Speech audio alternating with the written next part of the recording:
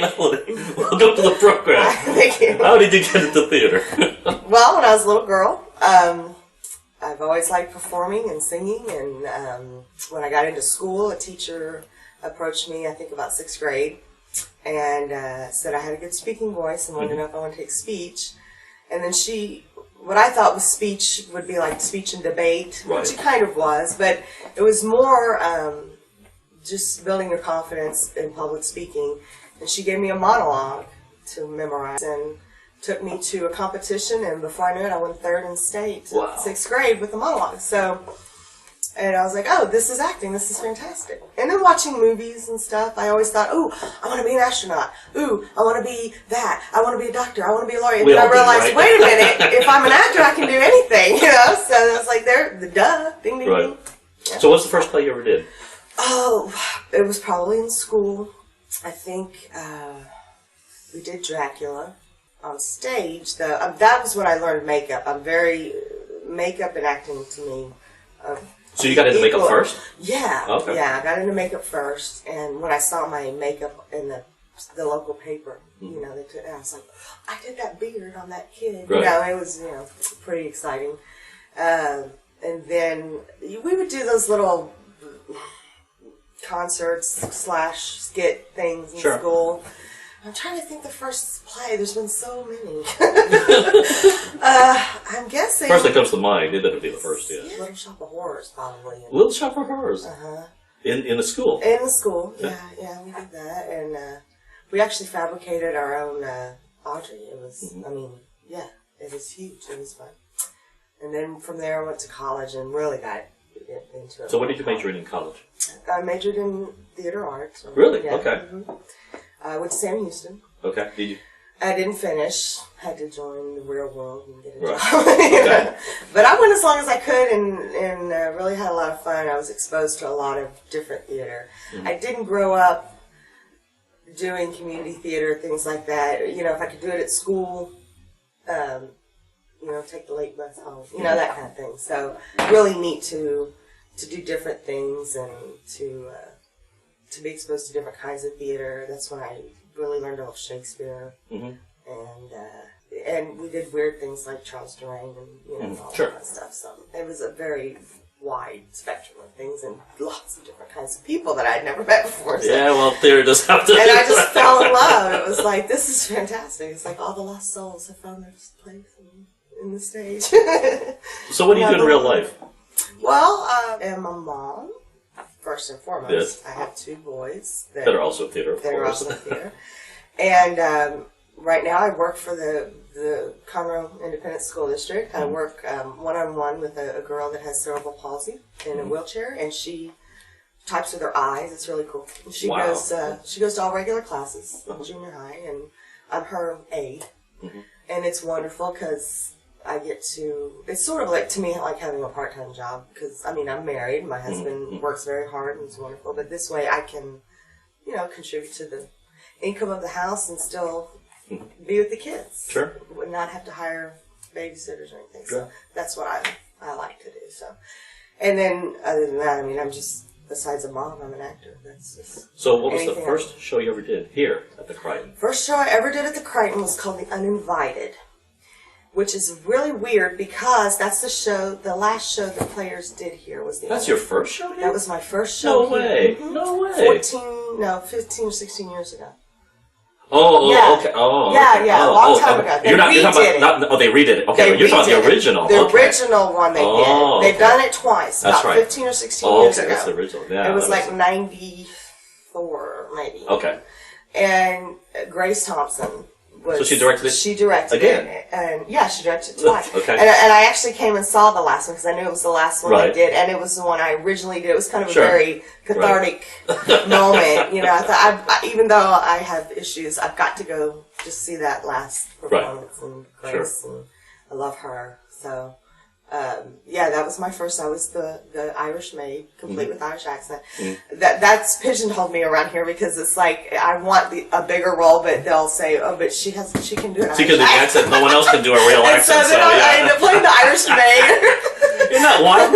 About, when you're auditioning, sometimes you do too well, and you know it too, right? Yeah, you know it. I know. I'm like, crap. Oh man, I'm gonna be the maid. But it is what it is. Yeah. The Uninvited. So after Uninvited. After Uninvited, gosh, I probably did close to 25 or 30 shows with them. I mean, right. That was back when I was single. Right. And I worked during the day, and I lived here at night and on the weekends. Wow. This was my whole life for about 6 or 7 years. Wow. I was on the board. I was in charge of parties and events, right. which was right up my alley. That was back when we could serve liquor to the opening night patrons. So I would go to the liquor store and go get stuff. I used to rent the top of the Conroe Tower, and we would have our parties up there. Yeah. And just used to have a really good time. And if I wasn't in it, I was backstage, stage managing or assistant directing or directing. So it was. I did so many things. Probably my favorites were I did Extremities, which was very controversial. Mm-hmm. Didn't have a lot of big audiences, but we did it in a responsible way. We had the Montgomery County Women's Shelter here. Yeah, sure. For anybody who wanted to talk or donate, and it was a very powerful acting experience for me. It was a lot of fun, and it was painful in a lot of ways, physically and mentally. It was a very tiring show. And also Moon Over Buffalo was probably one of my favorites because I played the daughter, Roz. Yes. And there's a scene where I'm on a balcony and my drunken father is missing. He's supposed to be out there, and he ends up coming out in the wrong costume, pretending to do the wrong show. You probably know that. Yes. And I had such trouble, and Manny directed that. Yes. I had such trouble with that scene because I was like, this is just stupid. I cannot make this funny. I was just so unsure of myself, and I just, opening night, just went with it, and every single night, this is one of my proudest things, because in community theater you don't get paid, so laughter and applause is absolutely your payment. That's your payment. So every night that stopped the show, and people cheered, and we had to actually stop and let people when I left the stage laughing, and people would just would come up and say, that's the funniest thing I've ever seen on Crighton stage. And I was just like, that's wonderful. So, and then, of course, I think my crowning achievement in community theater was Mama Won't Fly. Oh. So, which is... You love that role. You play that role. Oh, man, I miss her. I miss Savannah so much. We missed Jones Open Route. We haven't heard for a little while, actually. And I ordered the actual script, got it in the mail the other day, and saw my name. Your name's on there now. It's funny because, Jones Open Wooten, they talk about the days when they were in L.A. And not doing so well. And they would do these garage sales with Armin Shimmerman and Kitty Swinker. They were on Deep Space Nine.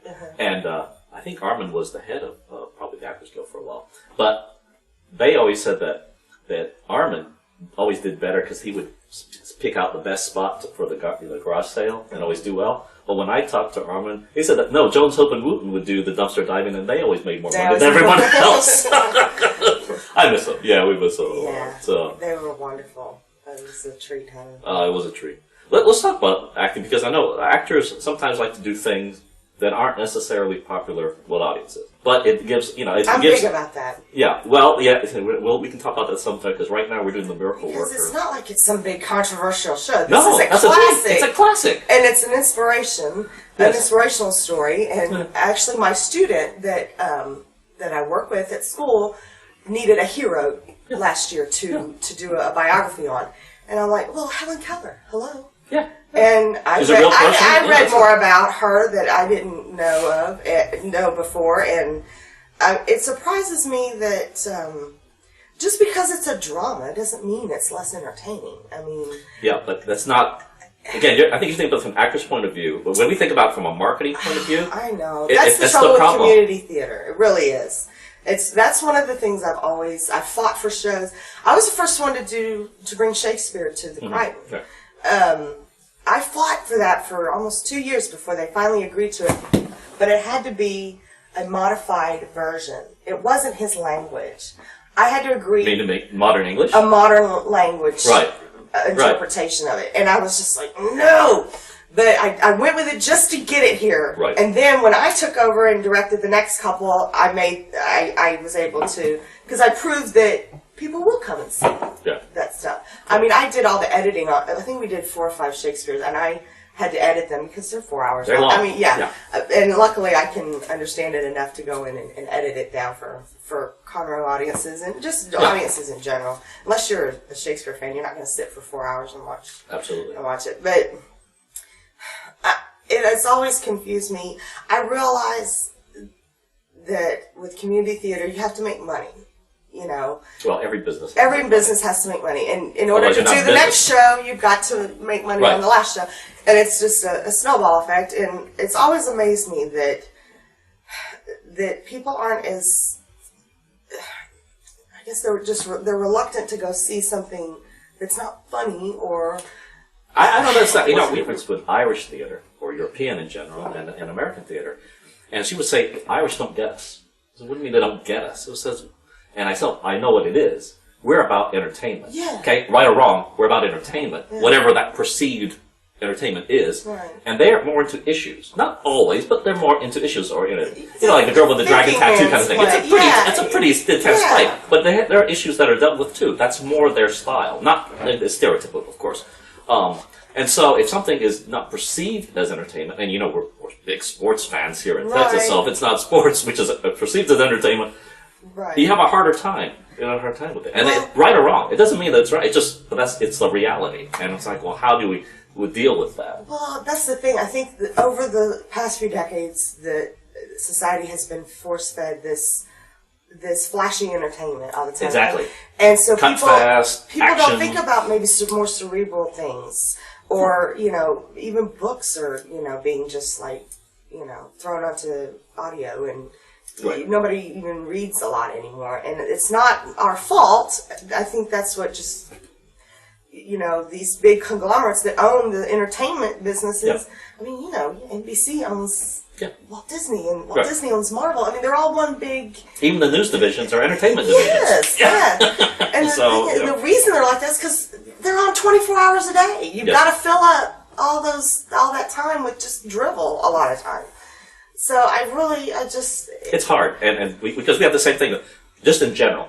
How do you attract people to theater? Right. It's not this little fast entertainment on my Xbox or my little, you can't pause it and go make popcorn. Yeah, that's right, exactly. It's an event. You get dressed up. Right. You go out. You have to. It's like it's a whole evening. Right.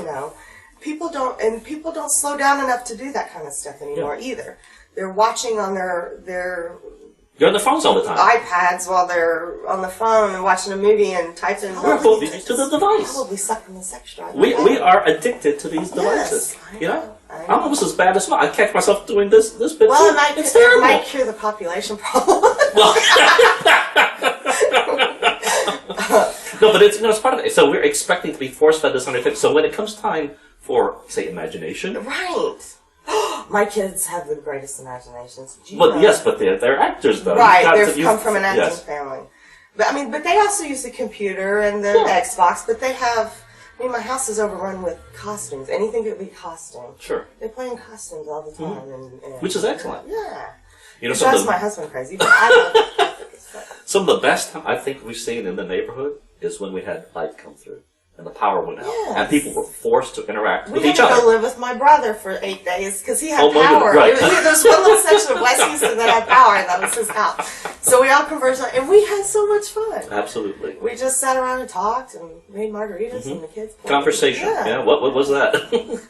I find it strange. Sometimes you go to a restaurant and see 2 people on a phone texting, and they're not texting each other. Oh, you know what I saw one time? My sister and I went to. She came and watched a rehearsal of Christmas Bells. Yes. Because I hadn't done theater in about 5 years. And Amy called me and said, come do this show. Right. Because I'd had the kids and they were young.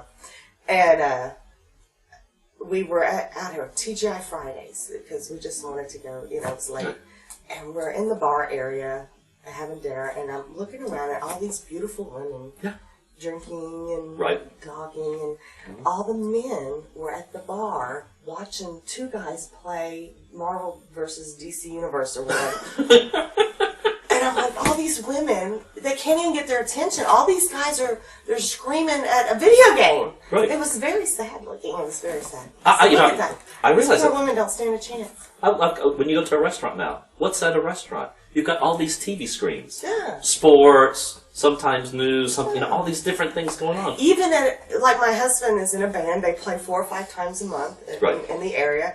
I will go, when I go to see him play at these bars, there's TVs everywhere in there too. They're not watching the band. They've even, one of the main complaints about local musicians, yep. they're always asked to turn it down so the people can talk.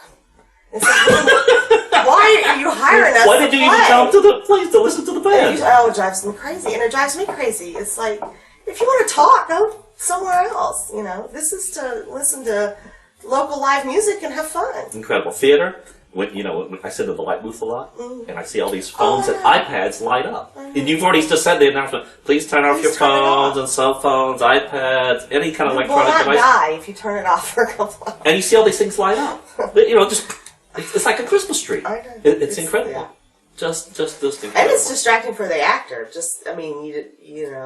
just, and those around you that are actually there to see the show,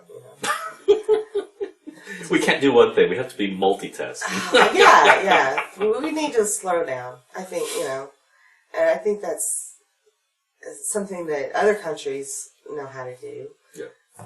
Just take your time. It's okay. So how do you slow down? Now that's hard because I've got the kids and the job and the laundry. It is hard. But, like last night, I had all the stuff I needed to do, and my sons had never seen the Hunger Games yet. Right. And they wanted to, and I thought, you know what, I just stopped everything, and we rented Hunger Games, and we sat down. Right. And watched it and had a good time, But I, in the back of my head, there was laundry that needed to be folded, but I just, just said, you know what, it'll be there when we're done. It's okay. It's hard to slow down, it is. It is. But to me, I don't know, I love seeing live performances so much, whether it's dancing or acting or singing or a band or whatever, that, to me, it's worth taking time out and shutting down to enjoy something like that. So what's your favorite show you've ever seen on the stage? Ooh, that's good. I like to see the professional touring, the Broadway touring groups. My stepmother loves to see live theater too, and she used to have season tickets, so I could get first crack at tickets when they would come in. I've seen Les Mis probably 4 or 5 times. One of my favorites. Phantom of the Opera, of course, is one of those. I saw Cats in Peoria, Illinois. I happened to be in Illinois and got tickets to that. That was wonderful. I mean, there's just so much. Spamalot I enjoyed immensely because, I'm a huge Monty Python fan, and those guys were incredible. I don't know, really have a favorite. Right. I just love it. What about TV? Any favorite TV shows? I'm okay. I like NCIS. Okay. Not the LA one, the regular. I do watch that. My 2 favorite things that I Glee, of course, because, I lettered in choir and drama, and that's just like, I didn't watch it at first. And after like the second season, somebody said, what do you mean you don't watch Glee? Melody, you need to watch Glee. And then I broke my ankle, and I was stuck on the couch all weekend, and they'd had a Glee marathon on from the beginning, and I'm like, oh my God, this is fantastic. I was in tears. I was like, how come I'm not watching? And then there's a show on Sci-Fi. I know you're a Sci-Fi fan like me. Face Off. Do you ever watch Face Off? I didn't know. It's special effects. Oh, really? It's like Project Runway, but with special effects. Love that show because it's makeup and fabrication and all the special effects. And then Project Runway, I like that because I learn things about costuming or design.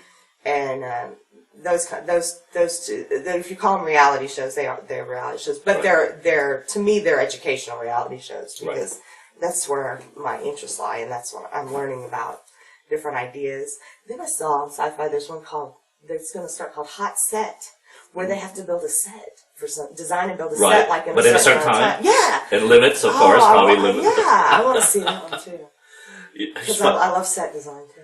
You've done more than just acting. Obviously, you've been a director as well. Obviously, you've done makeup. Sure. What do you like about directing? Well, I've missed it. I haven't directed a show in a long time. And when it came up for me to direct this season, I wanted to. But I wanted to pick the right show. I wanted to enjoy it. Yeah. And the Jones, Hope, and Wooten show, I think it would be fun since I've done a couple of them. Yes. That it would, Red Velvet Cakewalk. I'd love to get my hands on it. I didn't realize till the first time I directed how much work. Oh, yes. Well, you think, the actors are just so wonderful, but they don't do that without somebody telling them to do that or having the vision. A lot of actors, there are good actors that can get up there and you don't have to mess with them or give them notes or whatever, and they pretty much, they have your vibe and they do what you want. But most of the time, you have to communicate your vision for this character or this show or this scene, and it's very difficult. And then when you sit back, the audience may not realize that this whole thing is one person's vision, and so I was shocked at how proud I was. I thought it would be more like cattle herding or whatever, and just making sure everything's done. Some people think of it that way, but not. It's more. Very artistic and very fun and very. It's just I really enjoy directing. I do love being on the stage, but directing is it's a lot of fun. It's especially if you have good help. Well, let's talk about the actors with it because you said the director has to have the vision. And kind of communicate that vision. But especially in community theater, you can have all these different levels of experience. And I don't mean degrees necessarily, okay? Because somebody with a degree can, I don't have someone who has a natural talent, I have like more you for instance, natural and then experience. Absolutely. Yeah. So how do you work with these different actors to communicate that vision? Not just the vision, but sometimes it's just technique. Well, sometimes you just have to have a big old wall-out fit. I've done that before. When I did one, my lead character, and I don't want to name names or anything, but he was pretty difficult. And I knew he was going to be difficult, but he was the best at the auditions, and I knew he would be the best. And, I've still got nasty emails from him because I was much younger than him. Right. And I think I was 26 at the time. Right. And he just said, well, you just know nothing. Right. And I'm like, well, I knew enough to cast you in this show, so, And by the end, he said he was humbled and he appreciated working with me. I don't know how heartfelt that was, but it is difficult. And see, I've noticed that with a lot of times older actors, especially, will dismiss younger directors or people in authority. You've seen it, yes. And I've seen it. The first show I did here, we had a young guy, and we had difficulties with him in some aspects, but I actually learned things from him too. You never know what somebody else knows. Right. And you never know what somebody else might teach you that you didn't think of before. Right. And you might have seen or didn't apply it to your own. So you just have to keep an open mind as far as, and even if somebody has absolutely no experience in theater and you're having to work with them, there still might be something in their personal life. Right. Or something they've done, or how they do something that can affect you and make you a better actor, or even a better person. Right. Absolutely. I think that that goes hand in hand.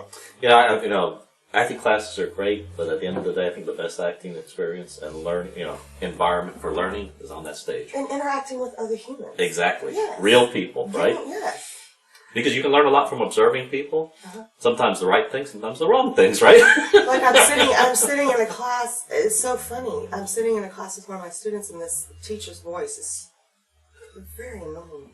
But I'm sitting there thinking, the woman next to me is like, I don't know if I can sit here all year and listen to this voice. And I thought, that's funny. I was thinking about that. But what I was thinking is, how do I imitate that voice for a character I need? Right. Because it's very unique and strange. Right. And it'd be good for a couple hours. Not for, but or it's a character. Yeah, it's a character. And but it's funny how, if you just don't look at everything as negative, you're going to. We're sure. Yeah. But if something's really bothering you, just think of it in a different way, or how how you can use that to better yourself, or to use on stage, or I'm going to have to come up with several characters pretty soon. Directing that show. So, I'm hopefully have some good actors with experience, but I'm also hoping that they're cooperative and that we can collaborate more than, I don't want to sit there and tell them exactly how I want this character to be. Yeah. Because you can't, a good actor could do that, but it's more natural and more enjoyable to watch when they're comfortable with what they're doing. So. Sure. And it comes from them. Yeah. Something that's within them. Well, it's like Savannah. Carolyn just let me go. Yeah. And she would give me a note here or there, but she just said, you know what, you're Savannah, go. Yeah. And, and I was Savannah. I swear to God, they were thinking of you when they wrote that for me. My oldest stepdaughter, helped me run lines a lot, and every other line she would stop and go, Did they know you? And I was like, no, it's uncanny. That's why it's so much fun. Are there any roles you wouldn't do? Okay, I got a story. My kids are sitting over here. Roles I wouldn't do. I went to audition at a show in Houston when I was in my mid-20s, and it was about like I think it was somebody who had written it locally. It wasn't. Okay, so this is local playwright. It was an experimental theater type place. I won't name names. I could, but That's all right. I think it's Theater Lab Houston. Anyway, it was a long time ago. And I go to these auditions, and I went through this whole process, and they were impressed and all this stuff. And they go, okay, we got one more thing that we need to talk to you about. And I was like, okay. And I'm so stupid and naive. I was like, okay, well, I'll do it. And they go, we need you naked from the waist down. And I'm like, no. Why would anybody want to see that? No. They wanted me in like a white t-shirt. Like, okay, first of all, I don't care how trailer trash you are. I've never seen them walking around with no pants on. Right. Completely. So, yeah, I said, no, thank you, but thank you for your time and your consideration. So, I guess, I don't know, like Frankie and Johnny, I did a bit from that. Not the whole play, but I did like a little scene workshop thing. And we were from the waist up. But that was part of the show. The opening scene was like that, and Frankie and Johnny clearly. And it just has to be tasteful and be relevant. But I wouldn't even walk around with no pants on for a role. I think that's... we were talking with Kathleen, and she said her favorite actor is Liam Neeson. We saw Liam on the stage at Broadway. And I can't remember the play, but I'll find it later on. But the opening of each act started with a nude scene. And it was purely for shock value. And you knew it. Yeah. Because lights popped on, but then they could post to that. Right. It's like, sorry, yes, I'm an adult. Yes, I can see that. I really don't see what this has to do with the story. It has to be relevant to the story. I don't believe in nudity for shock value. But if it's part of the story and it's beautifully done, then that's fine. Or if it's neat. If the shockingness needs to be there, as some cathartic moment in the story or something. But I just don't think that it's necessary. Just I'm not a prude or anything. I played a lesbian vampire I will do. And I did Rocky Horror for a long time. So but it just has to be. There's a difference between shocking and fun, and then shocking and just ew. You write? That's a good question. I have a notebook that I keep ideas in. Sure. I haven't really written out anything in scene form or play or anything, but I have lots of ideas, and I probably should do that. That's a lesson. I need to slow down, take my time, and actually sit and... to write. To write. Well, we've got a lot, the friends, the people here, they do write, like Marcia, Tom, they write novels. Yeah. Not necessarily for other people, but just for themselves. There are other people that write, and they want to debate. I have wonderful play ideas that would be so much fun. I would be more probably of a playwright than a novel writer. Yeah. Have you read a lot of other people's original work? A few.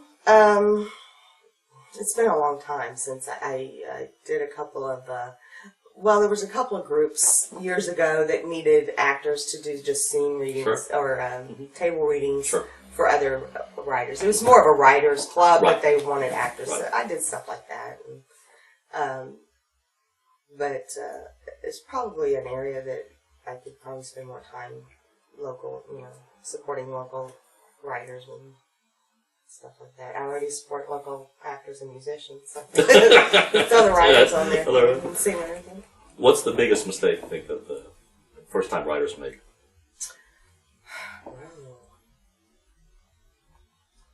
I don't know.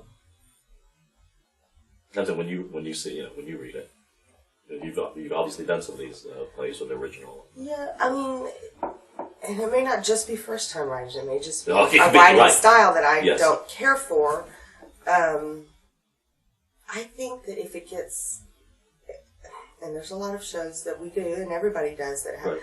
if it gets too sappy at the end, like, it's okay to make a point or a moral, but you don't have to slap the audience in the face with it. Make them work for it. Make them go, oh, I kind of get what you're going for. That. I agree. I think my You my don't pet have peeve, to actually say it out loud. No.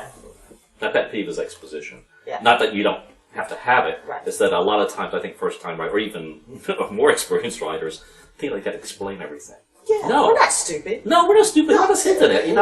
Leave something to the imagination. Yeah, exactly. Or the notes, like something you've seen in scripts, like the entire page. It's mostly parenthetical stuff for the actor. Yeah. Like we could figure this out. Yeah, Thank you very much. like that movie where, what was it, Lost in Translation, where he whispers something to the end. You don't know what he whispers to her at the end. What a wonderful thing to do. Yes. Everybody's like, what do you think he said? What do you think he said?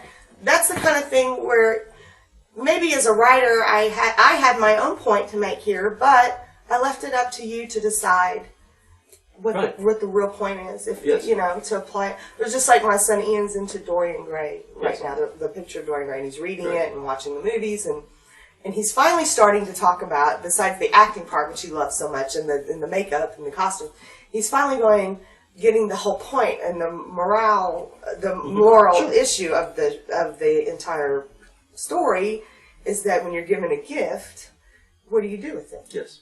Do you exploit it for your own gain, or do you do good things for others with it? So, and this is what happens when it's karma. So,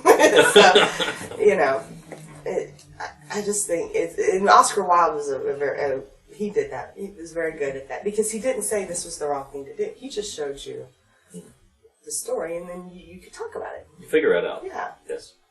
So. Interesting. So what plays haven't you done that would you like to do? Oh my God, Noises Off would be something I would love. I know that sounds so cliche, but it looks like so much fun to do. I love physical comedy. Yes. I think that would be fun. I think physical comedy gets a bad rap. Sometimes I think some people think it's lowbrow, but I think it's just fun because I'm such a klutz and a dork, and I think that when other people express their dorkiness too, that it's fun, and we can all laugh about it together. And all fall down and hit our heads and have a good time. I would love to do that. There's another show. It sounds silly too, but I've loved it since I first read it when I was in junior high or high school. My teachers used to have scripts, and I would read them after school or whatever during class when we were doing other things. And there was one called The Black Comedy, which is, you probably have heard of it. But I've always wanted to direct it. But it starts out in darkness, and people are talking, getting ready for a party, and then the lights go out. Right. But in reality, they get switched on. So the actors have to do the whole show pretending they can't see, because they're in the dark, but we can see them. Right. So I thought that would be just so much fun to do, because it's like you have night vision goggles or something, But the actors, I think for an acting standpoint, that would be fun, because you're like trying to feel your way around. You can see, but you're in the dark, but you're technically not. So I think that would be fun to do. And of course, other Shakespeare. I haven't done one in a long time, so I would like to do, pretty much, anything. Who's your favorite actor or actress? Ooh. My husband hates Meryl Streep, but Meryl Streep is one of my iconic favorites. She's awesome. Actors, I like Steve Buscemi. I think he's very clever. I like, there's so many. I like Harrison Ford. I love, my Star Wars cast. They're always fun. He's chomping. My son's over here chomping at the bits. I know the answer. He wants to tell it. He wants to tell me. He can tell one of his stories. There's a lot of good young talent out that I like. I think well, the movie we watched last night, that Jennifer Lawrence girl, she's got the chops. Yeah. You know, there's a lot of young actors that they're just pretty and they're horrible to watch. I mean, they're pretty to watch, but they're just they're not good. They're not good actors, but yeah, somebody's put them on the screen because there are a few I can't. that are good. Yeah.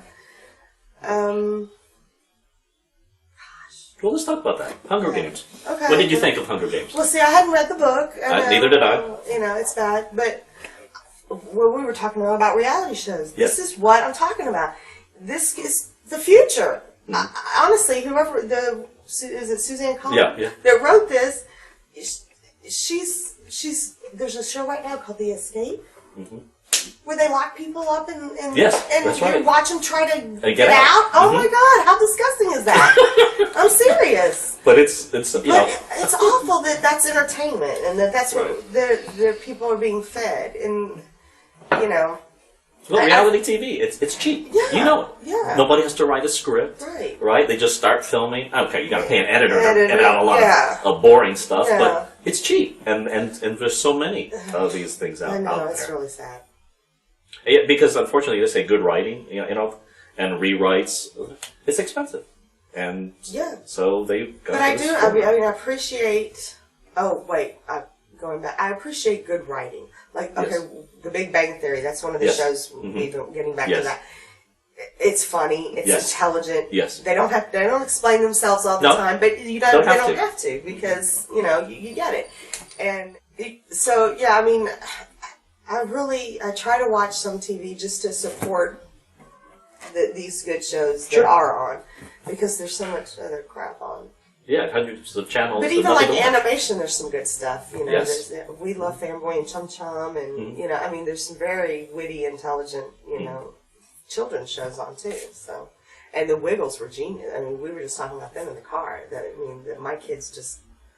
Love them, you know. It's like, ooh, a rock band for kids. How fun is that? genius ideas, and they need to keep coming. You know. We need more. We need more food. Actors need more food. Yeah. So, what is your food, they said, as an actor? Well, anything. There's everything. It's what you make of it. Any role that you give me, I can find meat in it and food in it. Even The Music Man. It's fluffy, fun musical, but there's really some serious stuff in there, and there's also some good messages, and it's a good story, and you know, just if you just think about the character and how you relate to your fellow character. I mean, I played the mom, Mrs. Peru, and she's just kind of a whatever. But I just took it and thought, you know what. This woman, and plus we needed a kid wrangler in the show. Yes. So guess who became, I said, well, you know what, Mrs. Peru is going to be the neighborhood child wrangler. And we're going to all come to Miss Peru's house. You know, I had to just take that character and make it into something bigger, you know, to have fun with it. I mean, there are some that are written they're there for you. But, you know, I think the challenge and the fun is the character roles where you have to find, you know. Or even the bigger roles where you have to find something nobody else has found, and nobody else has done, something different. Well, it's interesting, because Jenny said that, too, about her part of The Music Man. Is that, you know, on the face of it, okay, she's just there, you know, looking for a guy. You could think of it that way. But on the other hand, she thought of her character as like, she's a pretty complex character. She's very complex. Why is she so repressed and at the same time, you know, has all these different, you know, this idealistic person? So she actually drew that part, just like you did. Kind of grew that character into a relatively complex character. And you wouldn't have thought about that in the music. Yeah. Well, I mean, the father dying, that's an important... That they don't have a father. That's going to affect her views on men. It's going to affect her, you know. And it's going to affect Mrs. Peru. She's, you know... Yes. It obviously affects Winthrop, you know. She, you know, decides not to talk. And, I mean, there's a lot of complexities there where you don't think they are. Right. Yeah. If heaven exists, what do you want to do? What's going to happen when God's at the pearly gates and says, "Hey, Melody, what are you doing here?" Yeah. You naughty girl. Oh, gosh. Hey, by the way, you can be a director, or you can act, unlimited budget, or any role you want. What do you want to do? That would be cool. He said, by the way, we needed you to head up the local Heaven's Gate Theater. Yeah. Oh, I don't know. That's hard. Religion is a hard subject for me because I come from such a varied background. My father was actually, got his theology degree and was a preacher. Okay. And then he left the church when I was a child. Lost faith. Lost faith. He saw what he didn't want to see there. I don't want to offend anybody, but, you know. Yeah. And then I have my mother, is extremely religious, and she's been through all kinds of different religions or different factions of Christianity. She even, I think, dabbled in Judaism. It's all, she's searching for something. And I don't feel that need to search for, I don't know, to me, the people around me are what inspire me and give me faith or knock me down, or I see, you know, I was watching something last night about heroes where they caught a guy on camera pulling a little kid from a burning building, or a woman that just ran up to a burning truck and pulled a guy out, and I'm like, that to me is what faith and miracles are. It's in each other. I don't feel a need to go looking for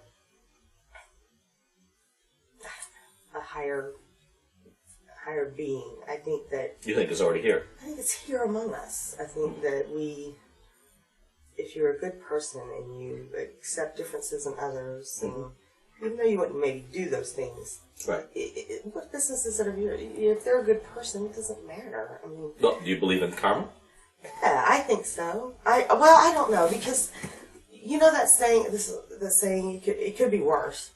Well, I'm like, well, yeah, it could, but could it be better? You know, Or do people really get their comeuppance? You know, that's kind of thing. That's really what karma's about. Or not? Yeah, I don't know if they do or not. Sometimes, maybe. I think it just is how you look at it. I may not be rich or have the famous acting career or anything, but I have 2 wonderful boys and a wonderful husband, and we're all healthy and and living the American life, and that's pretty cool, you know.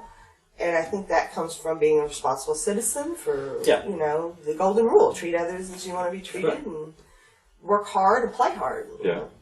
Well, what about Nietzsche? I mean, you know, in his philosophy of that, you know, hey, we're just chained to all these different philosophies, and we need to liberate ourselves from these philosophies.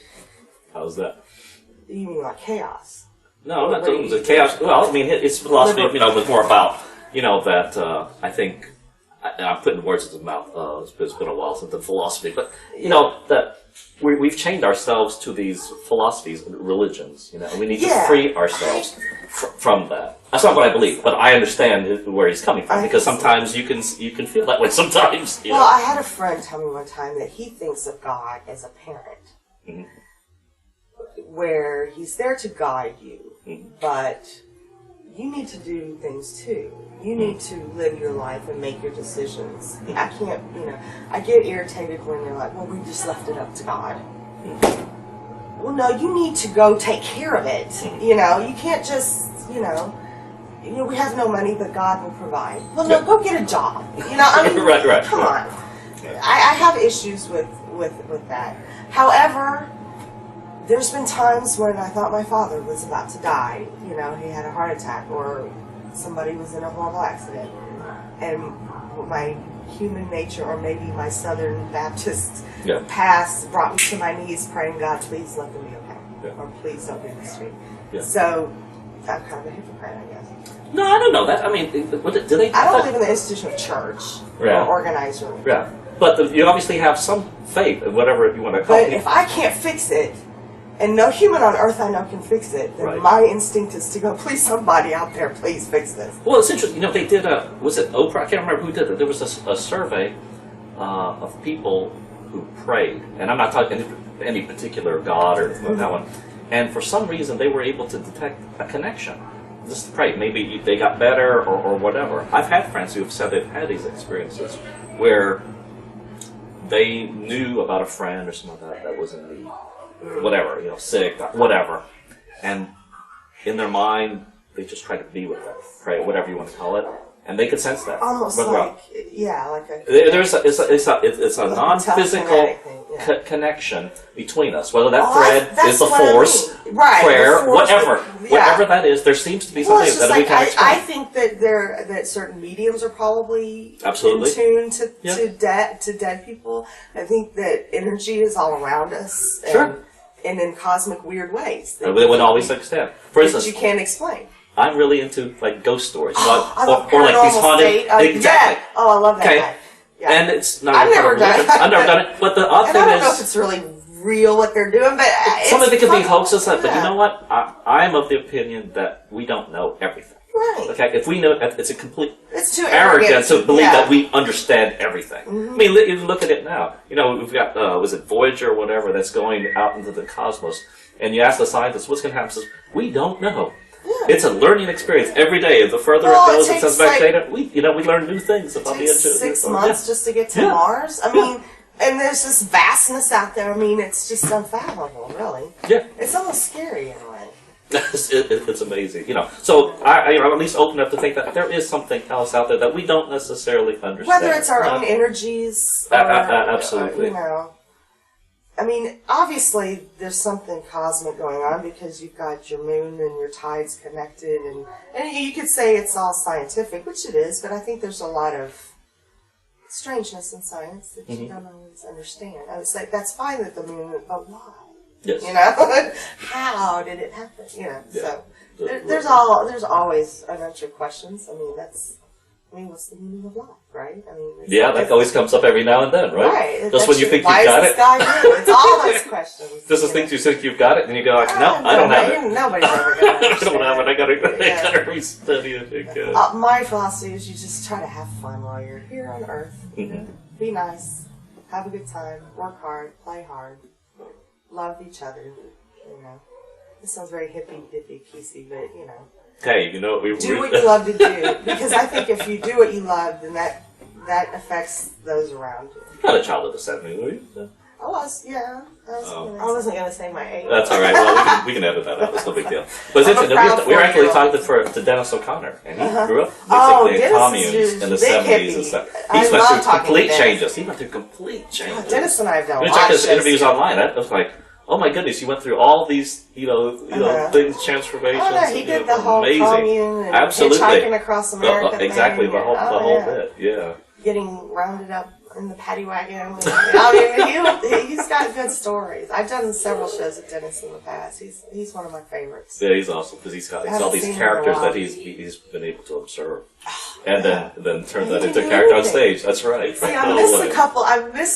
People say, "Oh, you should know so and so," but I did. I was with the Crighton players when they were here for about 7 years, and then we had a disagreement over a show, and me and several others left and started our own group. And then it's a long story, they stole the money and it's all gone and we dissolved.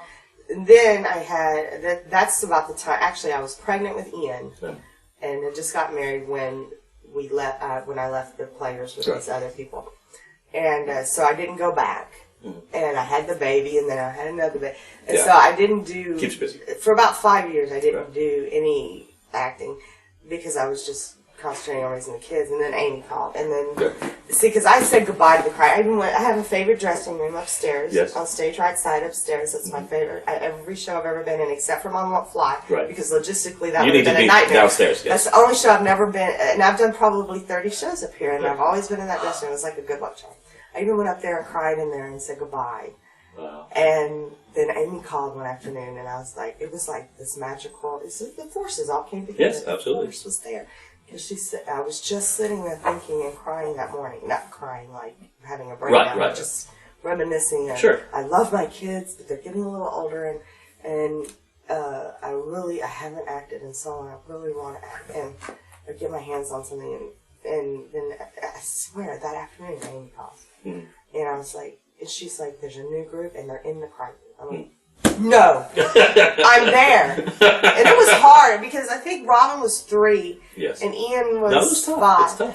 And everybody was very gracious. They probably hated my guts by the end of it. But but because I was running off stage to take care of a kid and taking him on with me during rehearsals, and it was very tough for rehearsals, but we got through it. Yeah. And then now they're getting older and older, and we can do more. Well, let's talk about that, because we've talked some of the experiences you had in theater. Mm-hmm. Some of the best times are as family. It doesn't mean you have necessarily the best part of it, but as family, you can do it all together. I mean, I remember a show that my entire family did. We didn't even want to be in that show. Yeah. And we had a great time because we were all in it together. Well, for Cheaper by the Dozen was the first full show that my son Ian was in. Yeah. He wanted to play the little Jackie so bad.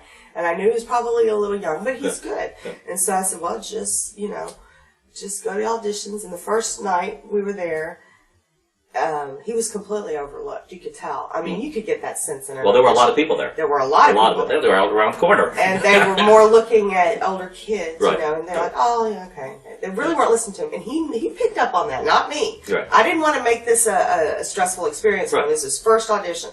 So I just wanted him to kind of get the experience. Yeah, I didn't think we'd get the show. Right. So then he comes to me the next day, and he goes, okay, what can I do, Mom, to make her look at me? Right.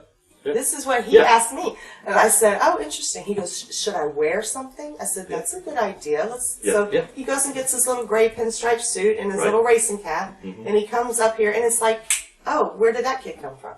You know, he made himself unforgettable. Mm-hmm. And so, and they gave him the part. And, of course, I was the maid. Yes. I did want to play his mom, but I did, those things you said, it's just...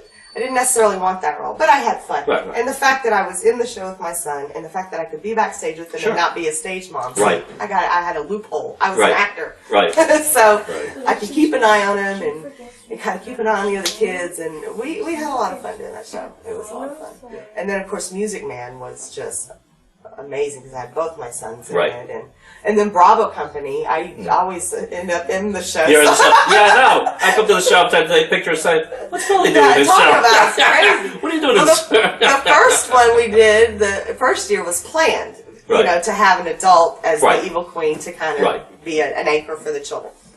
No problem. I was the evil queen. Well, then the second one that we did, the girl, she goes, "I don't want any adults in it. I want all the kids to do it." I said, "Hey, that's fine. Sure. No problem." Well, then. The last minute, the girl that was supposed to play Mrs. Hood and the Red Riding Hood's mother or whatever got sick and was in the hospital. And Amy calls me 3 hours before. Mm-hmm. And I should have been a better prepared actor. I should have been reading the script the whole time but I just thought, no, she don't want me in it. That's fine. Yeah. Let the kids do it. And then she's like, I need you to play Mrs. Hood. And I'm 3 hours? 3 hours. Okay, that's a new Y'all didn't know that, did you? She called me 3 hours before. It was 4 o'clock. That's wild. And we went up at 7. So luckily the character and the scenes lent itself to holding a book. Right. We were TV couch potatoes, so I just said, well, maybe they'll think it's a TV. And I just read the script, and my little husband was a little girl playing a man, a little shy. What was her name? Sky. Oh my God. She was so wonderful. Mm-hmm. She was so cute. She just held my hand through the whole thing, and backstage she'd go, okay, next scene we're going to do this and this. And I said, what's the words to that song? She'd sing me the song. And then, she was right by my side. And there was one point where she had gone to the bathroom, and a little girl sat by me and just chit-chatting, chit-chatting. And she comes up, this 11-year-old girl with a beard drawn on, with a Sharpie or whatever, and she goes, you need to move. I need to sit by my wife. And that's one of my favorite memories for that show, because I'm like, this little 11-year-old girl saying, get away from my wife. And I thought, this is just surreal, unbelievable fun. You did a really good job of that. Yes, so you were able to do that very well. I think that helps to be a good actor. That's why my oldest son has an extremely good memory now. And so no, I didn't realize that you did that. Ever After, I think it was, right? It was awesome. Well, that beats the record, because the record that was 24 hours.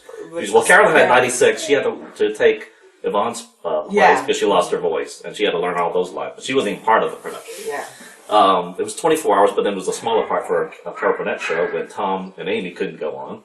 And they had to replace that one. So now you have the regular 3 hours. And it wasn't a full-length show, but it was It doesn't matter. It's the 3 hours. Yeah, and I had to dance in it, too. And I was like, well, luckily it was a conga line. And I just followed around. My little husband girl over here. It's like, you're fine, wife. We need to move over here. I'm like, okay, let's go.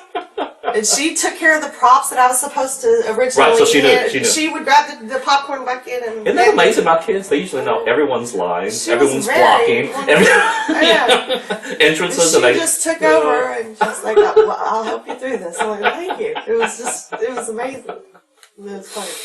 Just that image of that little 11-year-old girl saying, you need to move, I need to sit next to my wife. And I'm the wife. I was like, So, do you teach kids acting? Or no? I would like to, but no, I don't. I have never had the opportunity. Time or?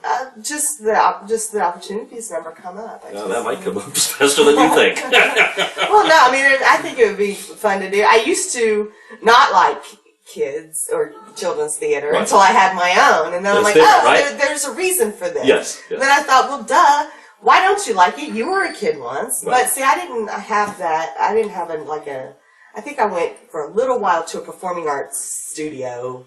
But it wasn't only for a few months. It was sort of I think a lot of acting classes for kids are just babysitting services in a way. Unfortunately. Yeah. So you have to find the right one. And Bravo's really good. Yeah. And that's why Ian took last year off because, he just wanted to decompress. And I've done that. You have to take some time off. But he was ready to come back, and they put him in the teenage class so that, because he's a little more, I'm not biased, but he is a little more advanced than the little kids. So I think he's going to do really well. I think they'll have a good time.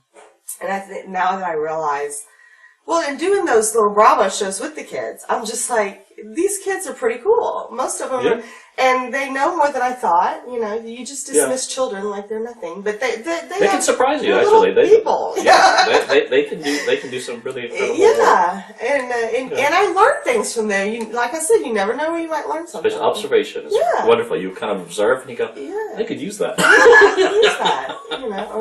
Clever idea or a clever take on that, We were just talking.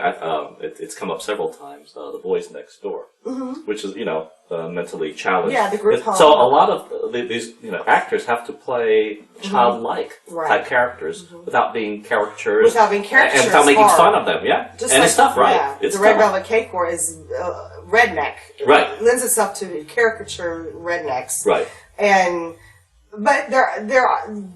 You have to do it right. You know, it can get, annoying and, who wants to, see that? So you have to, I think if you can relate to characters in any way, then you've got your audience. If they can relate to something about that character. Yeah. But caricatures, you really can't relate to. I mean, you kind of laugh at ha, but then you don't get anything from it, Well, exactly. It has to be done well. I asked you about what the roles you wouldn't do. And I was thinking of when James Wood was in, Mississippi Burning or The Ghost of Mississippi, right? And he has to play the racist, the murder, right? And he tried and he couldn't come up with anything. I mean, actually, it's not true.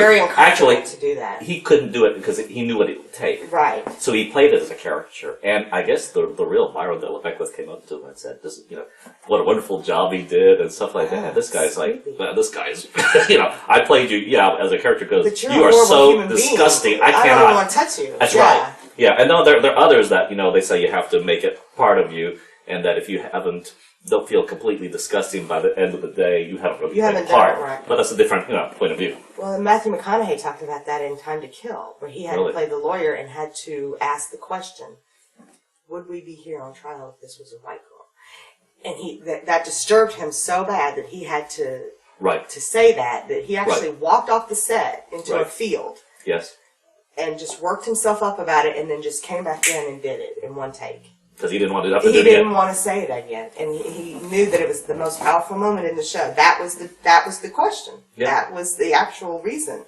So I think that if it's historical, if it's a valuable story, if you're paying tribute to history, just like I was watching like Antiques Roadshow or something the other day, or was it Pawn Stars? See this reality Pawn show. Stars too, yeah. I watch it. Pawn Stars is very educational, really. I mean, they're goofy guys, but they really do have, they teach you about these Right. items, historical Yes. items and things, and especially for kids to watch that, I Sure. think it's pretty interesting. All this old stuff that they talk about, and they talk about World War II, and Sure. I think they did a whole thing on Charles Lindbergh. It's like a little theme shows, Mm-hmm. but they had these dolls that were obviously racist Yeah. dolls, Yes. but they were from the Civil War era, Right. and you think, why would somebody want that? But in a way, I mean, it's important to history, and it's important to It's a fine line, isn't it? Yeah, You, it is you a need to fine remember where you came from, Right. without necessarily. but not being bitter about it. No, but just appreciating the hardships that they went through and the Yes. sacrifices they made, so that we Yeah. could go on and lead better lives. exactly. So I think those stories do need to be told, and it takes the right actor Takes the right to tone, do it. yeah. Yeah. Absolutely. But yeah, I can see. But that doesn't scare me away from those kind of roles. Right. I would take on something uncomfortable just for the challenge of it and the need to get it out there. Just Or like to get that message out. to get Yes. the message out, or to tell the story and, Yes. and educate people. That's why I did Extremities. It wasn't for the shock value. It was for every woman who ever was in their home and somebody broke in, or if they were on a date with somebody, or Yeah. that was assaulted. And this woman just turned around and kicked their butts. Right. His butt changed to Right. the fireplace. It's Right. like, that may not happen in normal life. Not Right. a lot of women can overpower their attackers, but boy, wouldn't that be great if it did. We talked about it with Jenny too.